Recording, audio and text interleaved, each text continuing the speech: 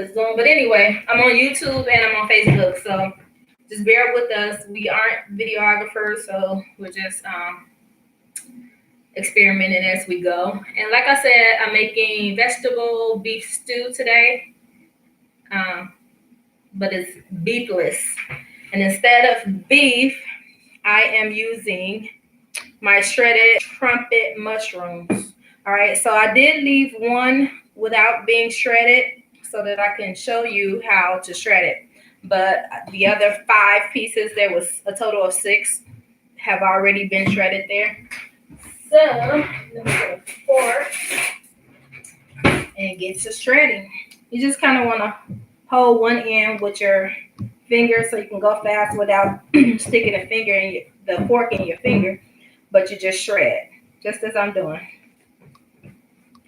Look how fun that is. How cute.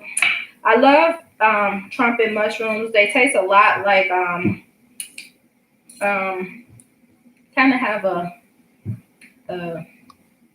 I don't want to call it a meaty flavor. I guess it's the texture that and the seasoning that kind of gives you the illusion that you're eating meat. But it has a really good flavor. It holds the flavor really good when you cook with the oyster mushrooms. All right. So once you get halfway done with that side, turn it around and do the same thing for the other side. Until it starts falling apart. And just rip it. Rip it, rip it, rip it. You can't use your hands. I was just trying to show you a safer way to do it so you can stay safe. Just be careful and watch your fingers. All right. Make sure you watch for the messages tray if somebody talking to me. My son is holding the video, so he's going to be reading if you guys are dropping comments. All right, so that part is done. And then this is the top piece. I always cut it off because it's not as, the texture is a little bit different at the top. If you can see, it's kind of more clumped together. It doesn't shred very much. So I just chop it off and then break it up separately. And it's okay that it's like that. All of it doesn't have to be, because this can be like the meaty parts of the pork. Like if you pull a pork apart, you'll have some fatty pieces that's still on there. So kind of gives you the illusion that it's meat for real. Okay, so that's pretty much all you have to do for that. And this is a really, really simple meal. I'm sure you guys know how to make beef stew. All right, so if you're vegan or trying to be vegan or just making some healthier meals, this is it without beef. All right, so inside of my vegetable stew, I'm adding corn on the cob. So I had about 4 pieces and I just cut them up into 3. So I got about 12 pieces there. And then I got my carrots. I got my potatoes, the golden yellow potatoes. I have onions and garlic here. I got 2 onions, and then I have about 3 tablespoons of garlic. I got my bell peppers and my celery here. And then I have my tomatoes. I got some regular tomatoes, and then I have a can of the Rotel tomatoes. The Rotel tomatoes are really good. They have like the spices and like onions and kind of a really good flavor already in there. So I just add more tomatoes to it. All right, my seasonings today, I always try to cook with grapeseed oil. Like I said, this is the only oil that cooks.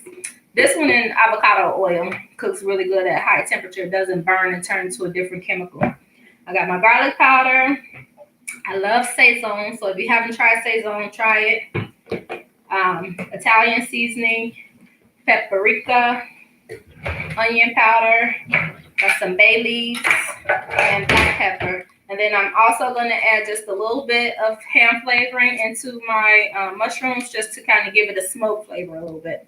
All right, so let's get over to the stove and get started. You coming over here? All right, and then just the FYI, I did start my vegetable broth already. I'm putting vegetable broth into my pot once it's done. I started it already because I wanted to put my flour and my stock in the container. And I didn't want to do this last because it's kind of not time consuming, but I just wanted to have a lot of the stuff prepped already. So I did leave this in here before stirring it in because I want you all to see what I did. I put a cup of the vegetable broth inside of here, and then I put my quinoa flour in, blended it. I blended real good in my NutriBullet, and then I'm just gonna pour this into the rest of the stock to make the rest of the stock thick. And this is what I'm gonna put over in my stew when it's done. All right, so I'm gonna turn the fire back on that, and I'm gonna turn it down really low to 2. Just give it a chance to just cook while I'm doing everything else. All right, and the pot for my mushrooms, I'm just gonna coat the bottom of it with some grapeseed oil. And we're gonna let that heat up just a tad bit.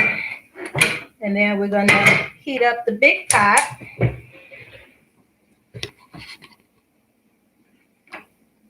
Some more grapeseed oil. Because we're gonna saute our onions and our garlic in this pot.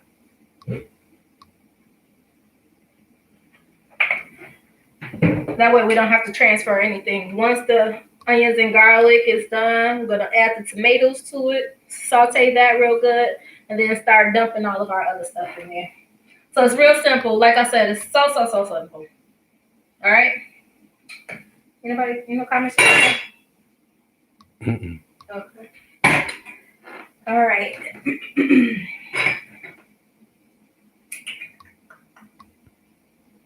I'm gonna turn this up just a tad bit because I want this to cook a little fast. And remember, whenever you're cooking with mushrooms, you're gonna have a lot of water that's released from the mushrooms. So you want to cook them a little longer before you add your seasonings into it because you don't want the water to absorb all of the seasonings. You just kind of wait until that plays off. All right, let's see what's getting hot here. I like to add mine when it's actually sizzling, so I'm gonna give it just a little bit longer. We see something going on right now. It's gonna be so good. And you can actually use this trumpet mushrooms. You can use these in your tacos. You can use this. I made this for my salmon croquettes last week, the crab cakes or whatever you want to call them. So you can use it in anything that you substitute meat with. You can pull it pork to make it fun. So if you want to make a sandwich, a pulled pork sandwich, do that. All right, so it's sizzling enough. We're going to go ahead and put that all in the skillet. And it's going to cook down. It looks like it's a whole lot right now, but it's really, mushrooms cook down a lot. Yeah.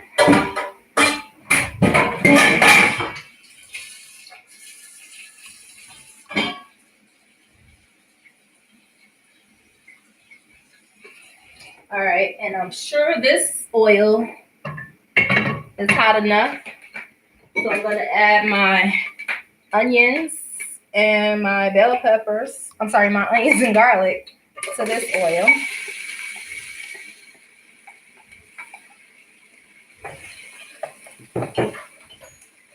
And we're going to let that saute.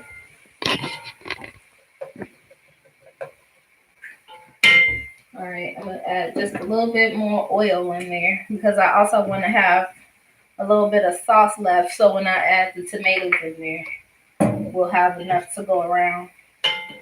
All right, we're going to turn that up some more.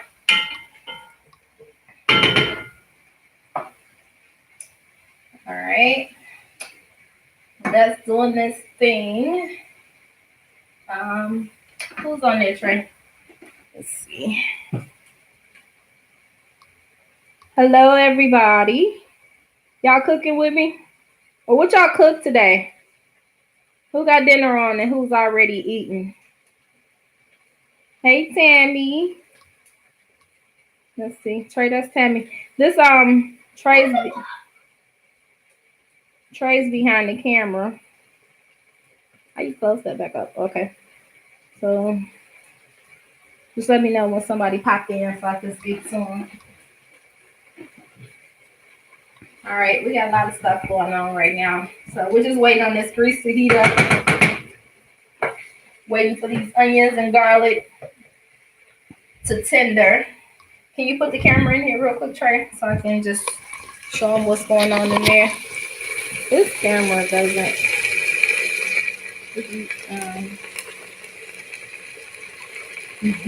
I'm sorry. I don't know if you can see it real good on this video, but it's tender right now. But I like to take it beyond tender. We're gonna let it caramelize almost. When it caramelizes, it releases like a sweet taste, and it kind of makes that oil take on the flavoring as well. So don't just cook it until it's soft and kind of mushy. You want to cook it until it's caramelized and it starts releasing that sweet flavor, because that's when you're cooking. All right, so we're gonna give that about another 5 minutes or so, maybe. Yeah, about 5 minutes will be okay. All right, and my mushrooms are over here. The mushrooms are doing this thing. As you can see, some of the water is starting to release from it. So again, this is going to take a little bit longer than the onions and the garlic. And I need to make sure my fire is all the way up, and it is. It's on high. All right, let me get the camera back to straight.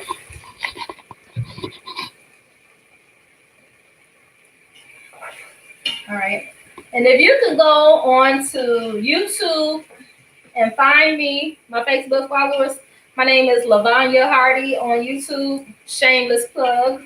But if I get 100 viewers or more, I think I'm really close to it. I might even be there. I haven't even checked it. But if you subscribe to my channel, I don't have to use my laptop to record. I can record on my cell phone, which is easier for me. And then the picture quality is much better. So you can go ahead and go to YouTube, subscribe, and I have some other videos on there. I try to do a vegan cook with me. I don't want to call it a cooking show. It's just a cook and chat with me on Sundays. So I have some other recordings on there already. So if you're trying to go vegan and cook vegan, there's already some recipes that you can go on and follow. Hope you enjoy them. Let me know if you like them. I got a vegan lasagna on there. We got vegan tacos. We got acorn squash. Quite a few. And next week, I'm actually cooking with one of my followers. Danelle is his name. And we're going to be making some chicken Alfredo. He's making chicken Alfredo, and I'm making chickenless Alfredo. So that's going to be fun. For you guys that aren't trying to go vegan but trying to eat a little bit healthier, he's trying to make it, I guess, a healthier version of the chicken Alfredo. I don't know how healthy you can make it when you're using the chicken and everything else, but mine will have some very healthy options on there. So join in next week, next Sunday, 5 o'clock. All right, so these onions are looking real good. We're going to give it a few more minutes. All right. And my broth is thickening up. I'll probably add another tablespoon of flour just to make it as thick as I like it. I think I will. Actually, I am going to do so. All right, I'm going to add another tablespoon of quinoa flour just to make sure that it's thick enough.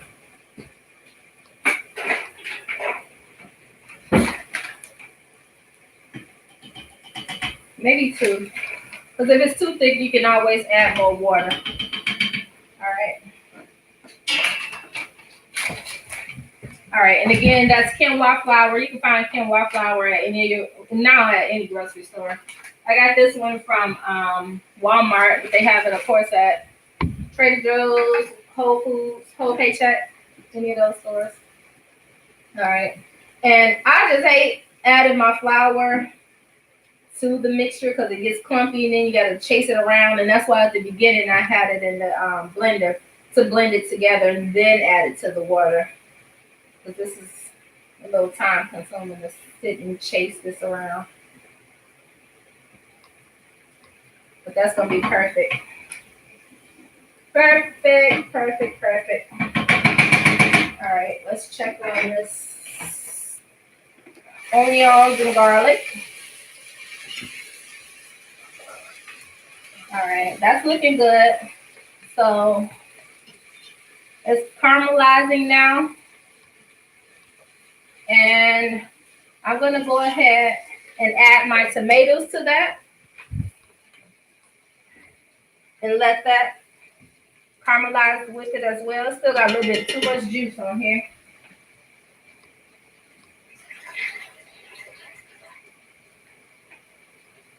Put it in a strainer ahead of time so you'll have most of that juice off of there.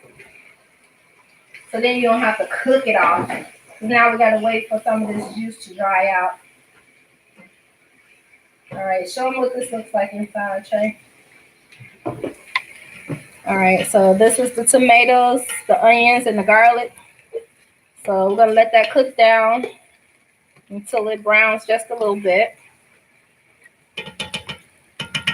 All right, and look at all that liquid on those mushrooms. And that's what we're going to let evaporate. Once that evaporates, then we're going to go ahead and add the seasonings to it. All right, so this is our, that looks so good. So good. And it tastes even better.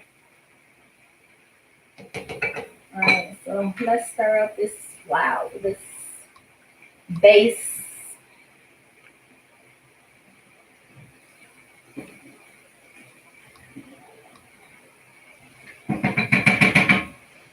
Okay. I think what I'm going to do is do this video in 2 parts since I don't have a lot of things to cook and this stuff has to cook down. So I'm going to come back with you with part 2 of the video once my tomato juice cooked down and once the juice cooks down from my mushrooms. All right, so stay tuned. I'll be back.